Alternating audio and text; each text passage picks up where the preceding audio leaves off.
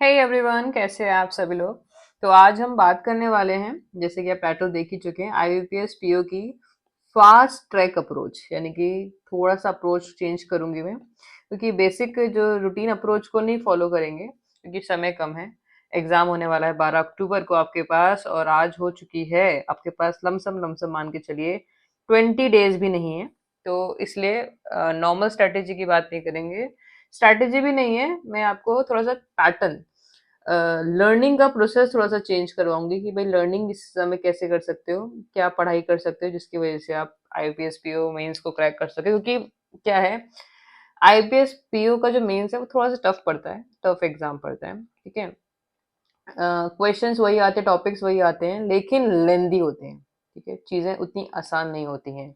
जैसे कि मान लीजिए आप पजल, आप 4 से 5 लाइन की पजल करते हैं, तो इसके अंदर आपकी 10 से 15 लाइन की पजल आएगी, एकदम बड़ा सा पैराग्राफ आएगा। मतलब इतना बड़ा पैराग्राफ रहेगा, 2-3 पेज का, तो आपको स्क्रॉल करना पड़ता है, इतना बड़ा पैराग्राफ आता है, ठीक है। तो इसलिए थोड़ा सा हम अप्रोच चेंज करेंगे, फास्ट ट्रैक अप्रोच चेंज करेंगे। ये अप्रोच मैंने फॉलो करी थी, मतलब मैंने मेंस की तैयारी शायद 2 मंथ्स करी थी। ओनली 2 मंथ्स मैंने मेंस की तैयारी करी थी, और इतने में मेंस क्लियर हो गया था। मतलब ये मान के चलिए, थोड़ा सा मैंने प्री से पहले पढ़ रखा था मेंस का, और प्री और मेंस के बीच में जो टाइम रहता है, उतने ही टाइम के अंदर प्रिपरेशन करिए। मैं मतलब मोस्टली उसके हिसाब से मैं बात करूंगी, ठीक है। तो अप्रोच क्या रहेगी, पहले पैटर्न देख लेते हैं। देखो, एग्जाम का पैटर्न ये आपको सबको पता है, रीजनिंग में 40 क्वेश्चन, नंबर, ये सब आपको पता ही है, ठीक है। देखो, मेरा क्या अप्रोच थी, मैंने 2 सब्जेक्ट्स को टारगेट किया था। 2 सब्जेक्ट्स को, मेरे लिए सब्जेक्ट्स थे रीजनिंग और इंग्लिश, ठीक है। ये मैंने अप्रोच किया था।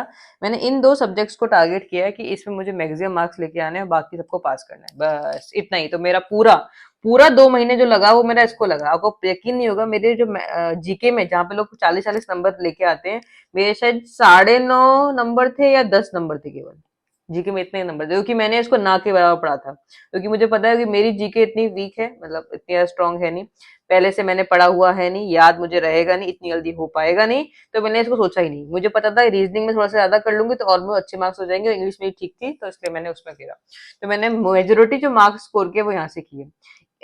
शायद इसमें डीआई बहुत टफ आती है। मतलब अगर आप एक डीआई बना लेते हो एग्जाम के अंदर, तो आप ये मान के चलिए कि आप तो बस हाई कमान हो, बस डीआई के, है ना, इस तरीके से।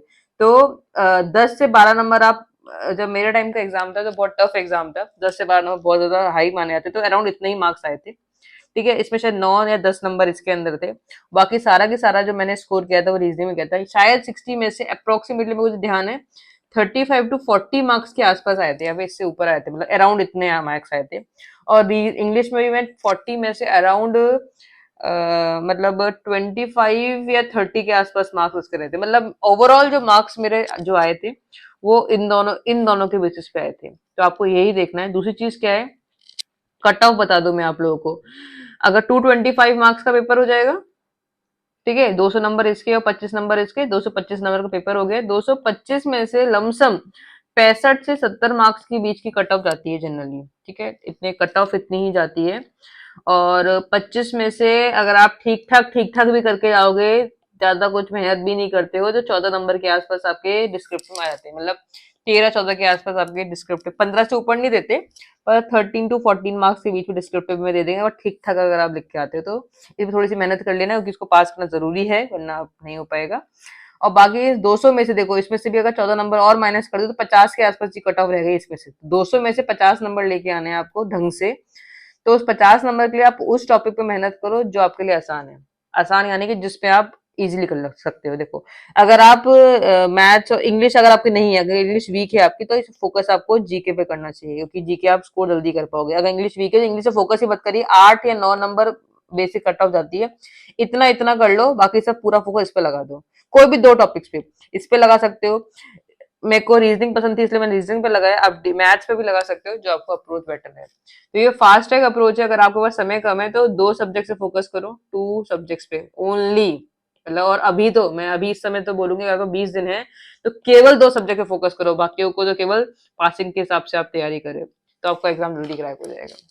उम्मीद कर रही हूँ ये मेरा सजेशन है, ठीक है, ये आप फॉलो कर सकते हैं। ये मेंस की फास्ट ट्रैक टेक्निक है, जो आपको मदद करेगी एग्जाम को क्रैक करने के लिए। सो बाय बाय, टेक केयर। और ऐसे और भी टेक्निक्स के लिए चैनल को सब्सक्राइब जरूर कर लीजिएगा, और लाइक कर दीजिए। Bye bye and take care and all the best.